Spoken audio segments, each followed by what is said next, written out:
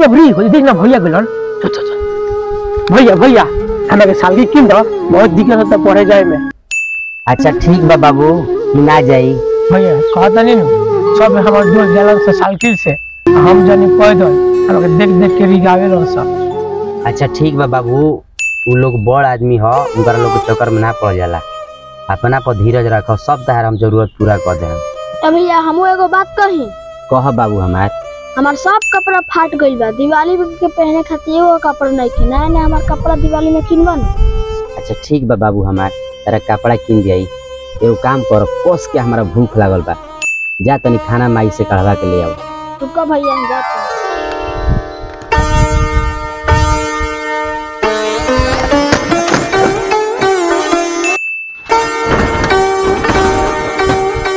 माई माई का है बाबू भैया आई बा कुछ खाए के बाद तो दे ना हमके बहुत कस के भूख लागल। रुका देखा तनी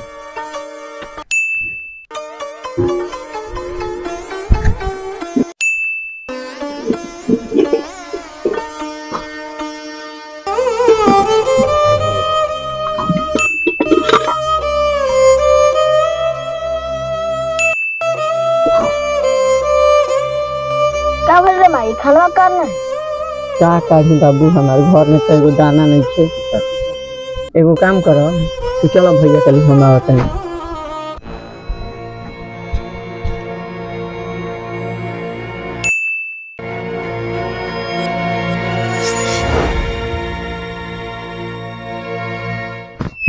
अरे माई का भइल बा कि मुंह लट कोइले बाड़ी से आ ननकी गोरल खाना लिया है तो खाना काहे ना भेली हो।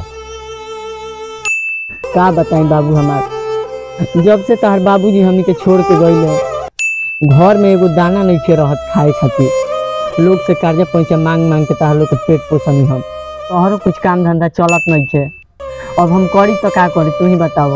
अच्छा माई ते टेंशन मत ले एगो हम काम सेटियोले बानी एगो काम कर एक लोटा हमरा के सादा पानी लिया हम पी के कामे पहुंच जातनी। ठीक बा रुका आवतन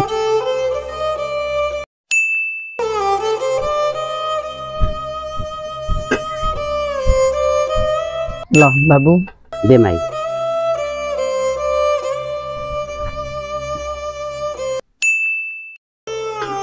अच्छा ठीक है माई हमने तनी काम पो आ काम के बेरा हो गल बा हमरा के जाए दे मम्मी के देखत रही तनी। ठीक बा बाबू हमार बढ़िया से जाई ह। ए माई ये कुछ खाए के दे ना बहुत कस के भूख लागल बा। अरे हमार बाबू भैया गइले हैं अब के काम पे आवे दो उनका के ना ना हमरा खाए के दे। अरे हमार करे जा सुत रह आवा तारे भैया तो तारा के हम खियाए। ए माई हमरो बहुत जोर से भूख लागल बा कुछ दे ना खाई। एगो तो ई लइका बावे तू तो समझदार बाड़ा तारा सोचे के चाही। हे भगवान कैसन दिन देखाव तारा न जियले ठीक लागता मरिए जानता हमरा बाबू लोग के पूछियो दादा। हे भगवान अब हम करी तो का करी जाई तो कहाँ जाई अब केहू खाली हाथों फैलावत तो केहू देवे को तैयार नहीं के होकर एगो रउए सहारा बनी है प्रभु जी रउए चाहे तो बना दे मैं रउए चाह तो बिगाड़ दे।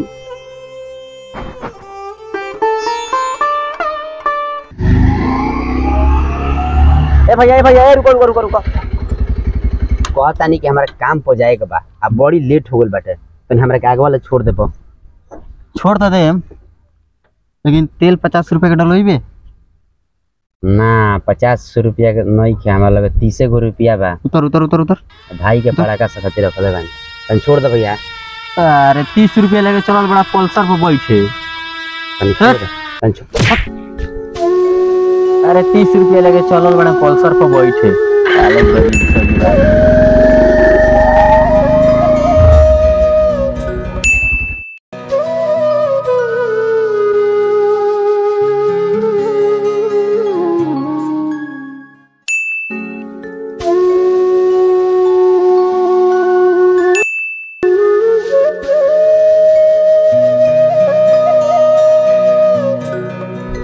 बाप रे बाप बहुत लेट हो गया मालिक द्वारे पर बाणे आज बोली सुने के पड़ी जल्दी जल्दी काम पर।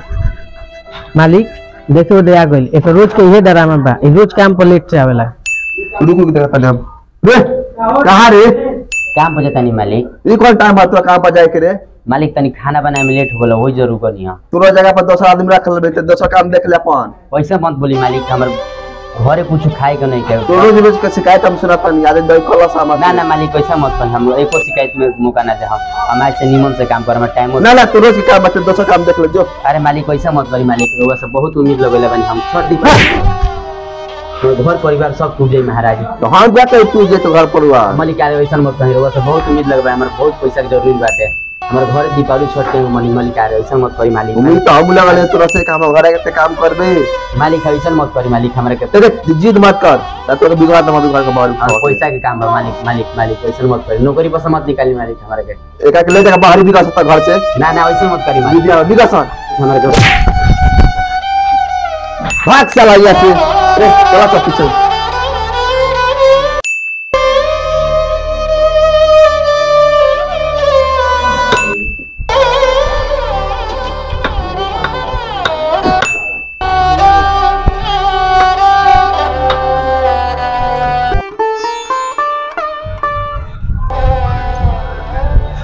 हे भगवान कौन दिन देखला हमरा के, एगो रुपया नहीं के खाए के कुछ नहीं थे। हम घरे कौन मुंह लेके जाए, भाई हमारे इंतजार करते है, माई इंतजार करती है, हम जीवन नहीं चाहते। हे भगवान हे भगवान करी तो हम क्या करी। छोट छोट भाई हमारे कपड़ा खातिर ताकत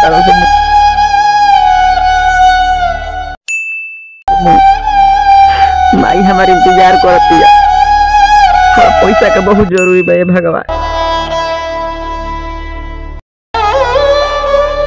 पैसा भी हमारे को पैसा चाहिए, कामों करे जाता है तक केहू काम पैसा हमारे भागा देता, काम भी नहीं करावत। हे भगवान हम जियल नहीं खींचावत।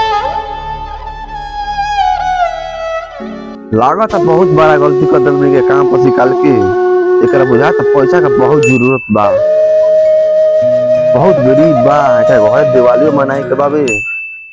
चला जीवन में तो बहुत कुछ कहनी गलती हो, कुछ कर मदद कर दी जाओ।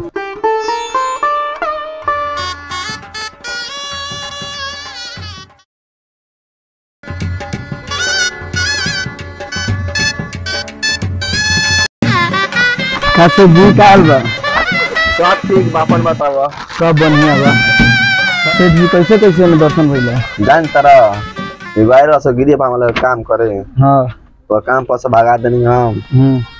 बहुत गरीब बाबू। हां तो चलिए के ऊपर खातिर दो सीट कपड़ा ले ले चलिए। हां यो काम करो, बोलो दुगो साड़ी पे कर दा औरी दुगो लड़कन का कपड़ा पे कर दा, बाकी के सामान हम ले लेम।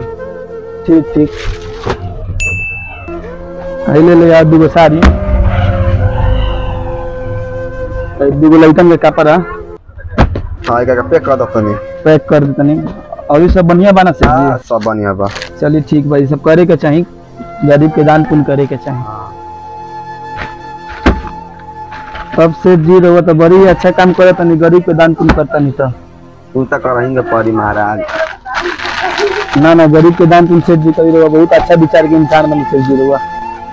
पहले दुआई पैक हो गल बड़ा सामान। हो गई से हाँ दे दे दे। और सब बढ़िया सेठ जी? सब बढ़िया। चलिए सेठ जी बहुत अच्छा।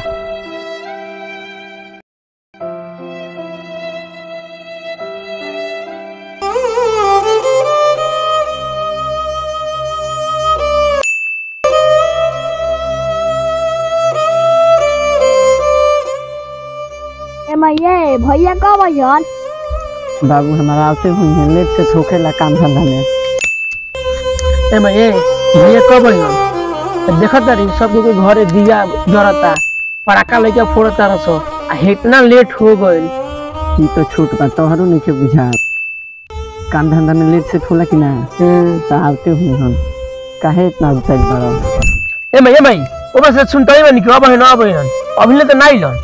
अरे हमार बाबू लेट से ठोकबे करेला, धीरज धर तनी, आते हुई हम काहे इतना उतार बड़ा। इतना लेट हो गइल, सब के घर दिया बरा गइल, लइका बम पटाखा फोड़ देला सब। अरे बरा गइल तो सबका खानी हमनी के थोड़े बानी सो। आते हुए हम भैया तहार संदेर धीरज धर।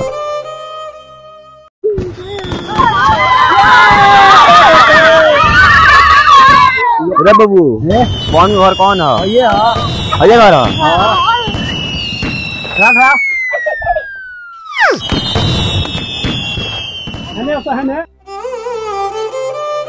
क्या जाने बउबा के है बाबू कौन घर ये है हाँ का बात बा बाबू बात तो कुछ नहीं के तो रउआ पवन के मम्मी आई हाँ बाबू का बात बा बात कुछ नहीं के का भइल बा बाबू कौन कुछ कहले बा का ना ना कुछ नहीं के भाई का भइल बा देखा तन के पूरा गांव में दीपावली मनावल जाता है रउआ करे कुछ होते नहीं के ना दिया बत्ती लड़का यहीं से बैठल बा सन तो का करें बाबू गरीब दुनिया के रउआ खातिर कुछ ले ले चली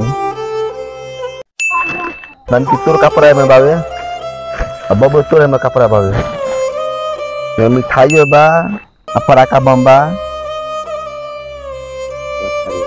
ओकर बाद साड़ी बा में बाबू मम्मी के दे दिया देखी एक गलत मत माने रुआ एक लाला एक बानिए से रुआ के दियाइल है सामान अरे बाबू रे भगवान बानी बाबा जी का कहते रहो राजी न तहदार मुसबत के पूछे वाला अरे रवा बेटा ले खाऊं बानी महाराज बेटा न रे भगवान बानी अरे राजी महाराज राजी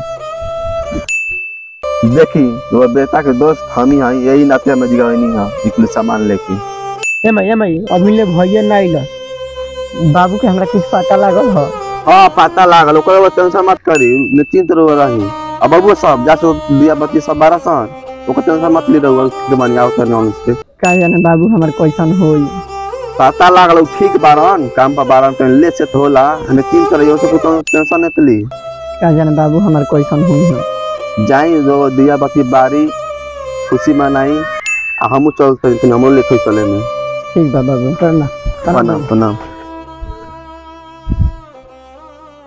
अरे मैं यही देख ना हमके नया नया कपड़ा जींस पैंट ए वो देख हमरो जींस पैंट बा टी-शर्ट बा ए भाई तोरो साड़ी बारी में देख ना दे हमके में बम पड़ा का बात है मम्मी पर के बा हो ये छुरी बा ए भाई चले कब लेट होता दिया बार दिया चलो बाबू हम